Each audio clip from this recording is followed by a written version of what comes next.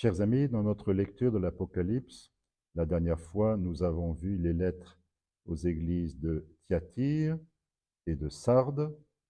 Nous continuons notre lecture au chapitre 3 avec la lettre à l'église de Philadelphie. Chapitre 3, verset 7.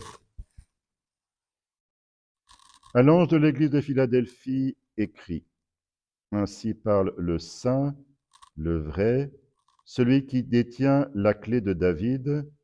S'il ouvre, nul ne fermera. S'il ferme, nul n'ouvrira. Je connais tes œuvres. Voici, j'ai ouvert devant toi une porte que nul ne peut fermer. Et disposant pourtant de peu de puissance, tu as gardé ma parole sans renier mon nom. Voici, je forcerai ceux de la synagogue de Satan. Ils usurpent la qualité de juifs, les menteurs. Oui, je les forcerai à venir se prosterner devant tes pieds et à reconnaître que je t'ai aimé. Le Christ se présente dans cette lettre comme le saint, le véridique, celui qui détient la clé de David. S'il ouvre, nul ne fermera. S'il ferme, nul n'ouvrira. Le palais de David était situé sur la colline de Sion à Jérusalem. C'est à proximité que sera édifié le temple par son fils Salomon. Donc le Christ reprend cette image des clés. Il peut ouvrir une porte, il peut la fermer. De même que dans la vision inaugurale, il disait qu'il avait les clés de la mort et de l'Hadès, le séjour des morts. Je connais tes œuvres, voici j'ai ouvert devant toi une porte que nul ne peut fermer. C'est sans doute une manière de dire que le Christ ouvre à Philadelphie une porte pour l'évangélisation. De fait, nous trouvons cette image d'avoir une porte ouverte pour l'évangélisation ailleurs dans le Nouveau Testament, notamment dans des épîtres de Saint Paul. Donc cela veut dire que Philadelphie, l'église de Philadelphie, aura la liberté d'annoncer l'évangile sans que nul ne puisse s'y opposer. Et en particulier, pas ceux de la synagogue de Satan. Alors je vous renvoie à l'explication que j'avais donnée en commentant la lettre à l'église de Smyrne. Donc, ces juifs qui prétendent être juifs, ils le sont bien selon la chair, bien évidemment, mais au jugement du Christ, ils ne le sont pas selon l'esprit, puisqu'ils ne se comportent pas comme Abraham. Ils ne font pas les œuvres d'Abraham. Voici, je forcerai ceux de la synagogue de Satan à venir se prosterner devant tes pieds et à reconnaître que je t'ai aimé.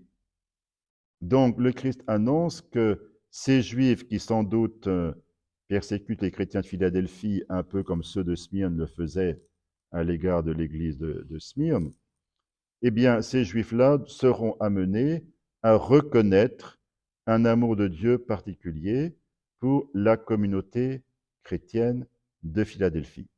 Et ils ne pourront pas s'opposer avec succès à l'évangélisation. Puisque tu as gardé ma parole de constance, à mon tour, je te garderai de l'heure de l'épreuve qui va fondre sur le monde entier pour éprouver les habitants de la terre. Tu as gardé ma parole de constance, ou ici c'est aussi traduit ma consigne de constance. L'église de Philadelphie a fait preuve de constance. Nous rencontrons cette insistance de l'Apocalypse sur la constance, cette vertu tellement importante qui permet aux chrétiens de tenir bon dans les épreuves. À mon tour, je te garderai de l'heure de l'épreuve qui va fondre sur le monde entier pour éprouver les habitants de la terre. Nous avons encore ici un cas d'une parole un peu mystérieuse, mais qui s'éclairera par la suite du texte. En effet, nous pouvons nous poser la question, mais de quelle épreuve s'agit-il? Quelle est sa nature? Qui sont ces habitants de la terre? Alors, cette épreuve, elle sera décrite plus loin. Quand même, pour vous dire quelque chose en quelques mots, je pense qu'il s'agit essentiellement de l'épreuve qui est montrée au chapitre 13, c'est-à-dire l'épreuve de la bête. Quant aux habitants de la terre, c'est presque une expression technique dans l'Apocalypse.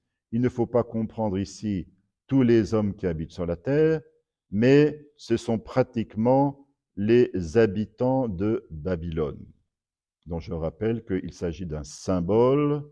Ce n'est pas la ville historique de Babylone, c'est une cité spirituelle, le monde du péché.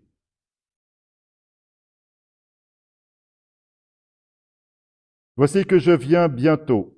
Tiens ferme ce que tu as pour que nul ne ravisse ta couronne. Donc le Christ annonce la proximité de sa venue et encourage la communauté de Philadelphie pour qu'elle tienne bon. Vous voyez, là aussi, nous retrouvons une exhortation que nous avons vue auparavant, notamment dans la lettre à Thyatire, « Ce que tu vous avez, tenez-le ferme jusqu'à mon retour ». Les chrétiens ont besoin de tenir ferme. Ce n'est pas si facile que ça de garder fidèlement l'Évangile toute sa vie, alors qu'il y a tellement d'épreuves, tellement de tentations, tellement de séductions qui pourraient amener les chrétiens à laisser tomber l'Évangile. Donc, il faut le garder ferme. Pour que nul ne ravisse ta couronne. Le vainqueur, je le ferai colonne dans le temple de mon Dieu, il n'en sortira plus jamais. Je graverai sur lui le nom de mon Dieu et le nom de la cité de mon Dieu, la nouvelle Jérusalem qui descend du ciel de chez mon Dieu, et le nom nouveau que je porte. La promesse peut sembler bizarre. Le vainqueur, je le ferai colonne dans le temple de mon Dieu. Peut-être que ça ne nous dit pas grand-chose d'être transformé en colonne. Bien sûr, si nous le prenons littéralement, mais à ce moment-là, ça devient absurde. C'est un symbole. La colonne, d'abord, c'est un symbole de fermeté. Et remarquez que cette colonne, elle sera dans le temple de Dieu. Ça veut dire que le vainqueur pourra demeurer, il aura comme la stabilité d'une colonne, une colonne, ça ne bouge pas, il aura la stabilité de quelqu'un qui peut demeurer dans la maison de Dieu. Oui, il demeurera dans la maison de Dieu. On peut aussi remarquer qu'une colonne, c'est fait pour supporter ce qui est au-dessus, d'autres éléments de la construction. Sans doute, le texte suggère-t-il ici que le vainqueur, il pourra aussi aider, porter, supporter d'autres éléments de la construction, c'est-à-dire d'autres disciples du Christ. Car il ne faut pas oublier que nous ne sommes pas sauvés de manière séparée, indépendamment les uns des autres. Je graverai sur lui le nom de mon Dieu et le nom de la cité de mon Dieu, la nouvelle Jérusalem qui descend du ciel de chez mon Dieu, comme on le voit au chapitre 21 et 22 de l'Apocalypse, et le nom nouveau que je porte. Donc le nom de Dieu, le nom de Christ seront gravés sur le vainqueur. De manière métaphorique, naturellement, le symbole ici veut dire que le vainqueur sera considéré vraiment comme une propriété du Seigneur.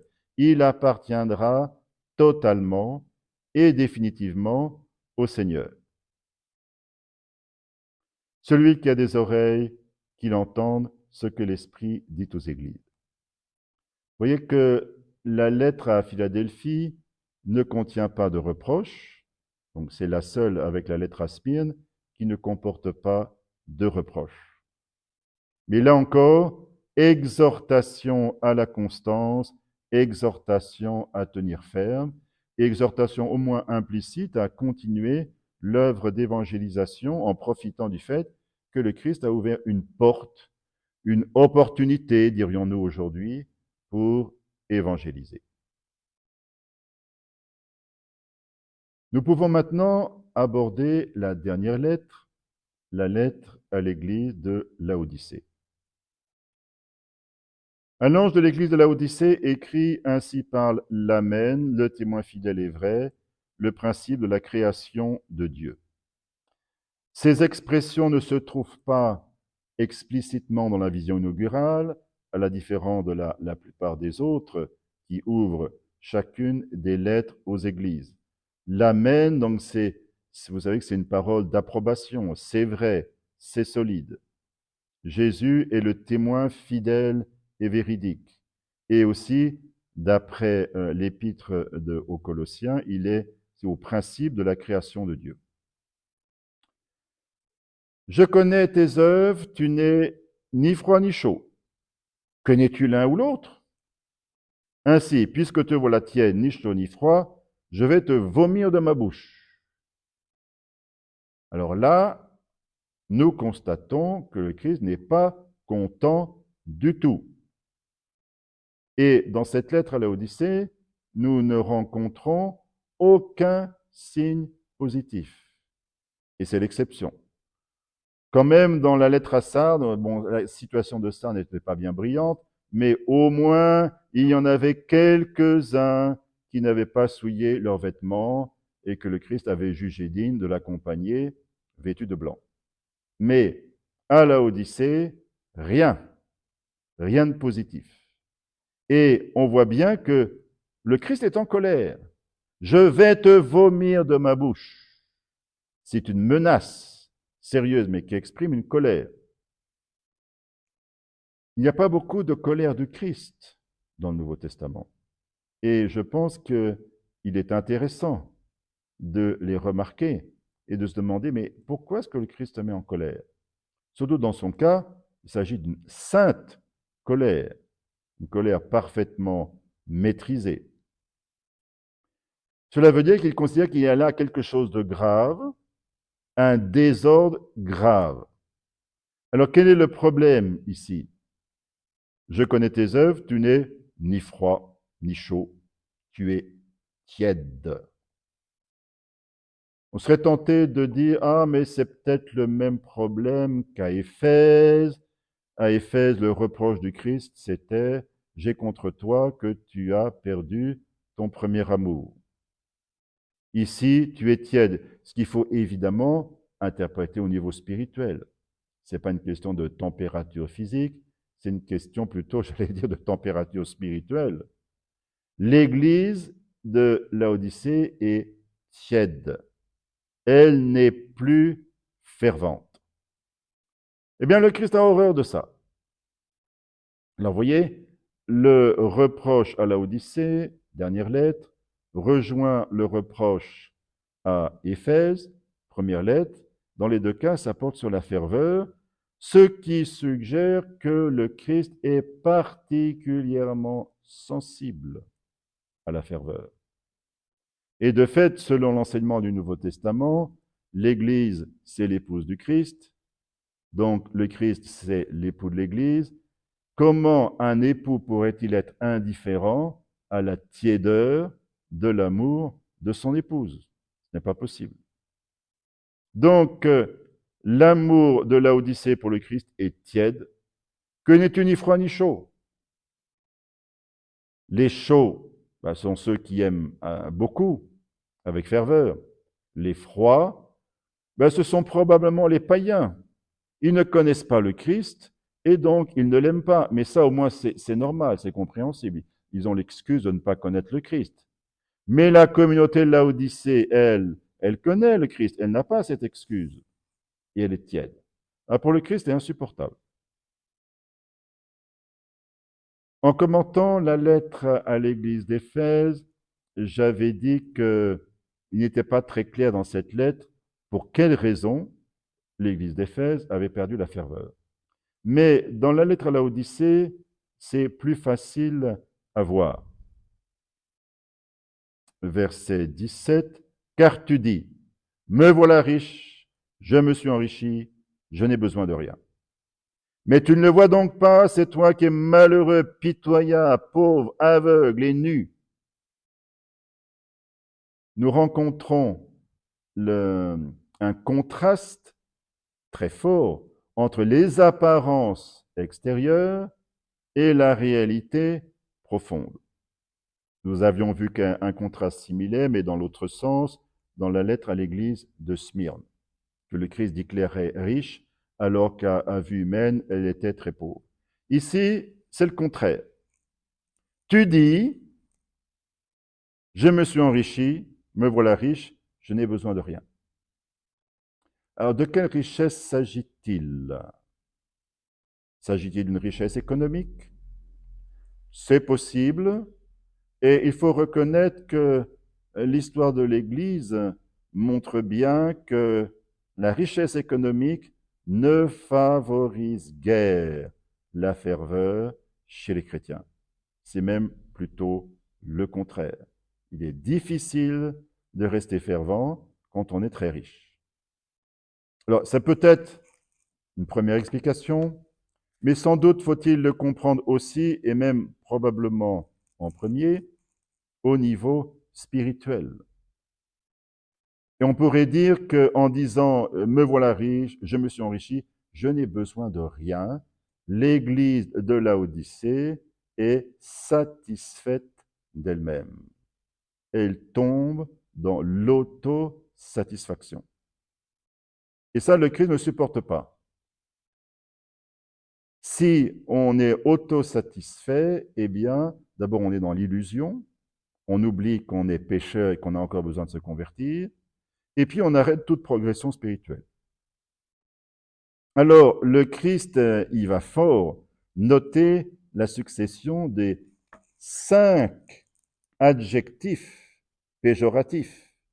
Tu es malheureux, pitoyable, pauvre, aveugle, nu.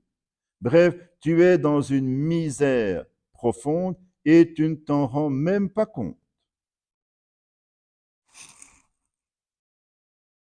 J'aurais aimé être présent au milieu de l'assemblée de l'église de Laodicée quand un messager de Jean a lu le contenu de la lettre. Les chrétiens de Laodicée ont dû rougir. C'est comme une volée de bois vert sur le plan spirituel. Ensuite, nous voyons quelque chose de très frappant et de très émouvant, parce que le Christ a commencé par une correction sévère. Il est en colère. Mais il ne va pas s'arrêter là, il va montrer une miséricorde extraordinaire. Il aime Laodicée, il ne supporte pas de la voir dans cette misère spirituelle, et donc il veut la relever. Aussi, suis mon conseil. Achète chez moi de l'or purifié au feu pour t'enrichir, des habits blancs pour t'en revêtir et cacher la honte de ta nudité, un collier enfin pour t'en oindre les yeux et recouvrer la vue. Jésus se présente comme un bon donneur de conseils qui indique les moyens à utiliser pour le redressement. Et c'est achète chez moi. C'est le Christ qui pourra permettre à Laodicée de se redresser. La communauté de Laodicée ne pourra pas se redresser par elle-même. Elle a besoin du Christ. Elle a besoin des dons du Christ. Alors, les images de l'or purifié pour t'enrichir, des habits blancs pour t'en revêtir et cacher la honte de ta nudité, un collier enfin pour t'en oindre les yeux. Donc, ce sont des dons symboliques qui ont à voir avec les dons multiformes de la grâce de Dieu. Et vous voyez qu'ils sont destinés à porter remède au problème de la Odyssée. Donc, tu es pauvre, achète de l'or pour t'enrichir. Tu es nu, achète des habits blancs pour t'en revêtir. Tu es aveugle, achète un collier, donc un remède pour les yeux, pour t'en oindre les yeux et recouvrer la vue. C'est chez moi que tu pourras trouver ces remèdes. Ce que j'aime, je les semonce et les corrige. voyez comme le Christ parle, mais motivé par l'amour. Il corrige sévèrement cette Église, mais parce qu'il l'aime et qu'il ne supporte pas de la voir rester dans la misère. Allons, un peu de zèle et repens-toi. Vous voyez, là encore, l'Église doit se repentir de sa tiédeur. C'est suffisant, selon l'Apocalypse, pour qu'on puisse parler de conversion. Manque de ferveur. Eh bien, il faut se convertir. Voici, je me tiens à la porte et je frappe. Si quelqu'un entend ma voix et ouvre la porte, j'entrerai chez lui pour souper, moi près de lui et lui près de moi. Là aussi, ça révèle l'amour du Christ pour Laodicée. Il est à l'extérieur, il frappe à la porte, mais il n'entrera que si on lui ouvre la porte librement. Le Christ ne s'impose jamais. Il sollicite la liberté, mais il la respecte toujours. Si quelqu'un entend ma voix et ouvre la porte, j'entrerai chez lui pour souper, moi près de lui et lui près de moi. Vous voyez, une très belle image d'intimité et qui a une résonance eucharistique. Le terme utilisé pour souper désigne ailleurs dans le Nouveau Testament l'Eucharistie. Le vainqueur, je lui donnerai de siéger avec moi sur mon trône, comme moi-même après ma victoire, j'ai siégé avec mon Père sur son trône.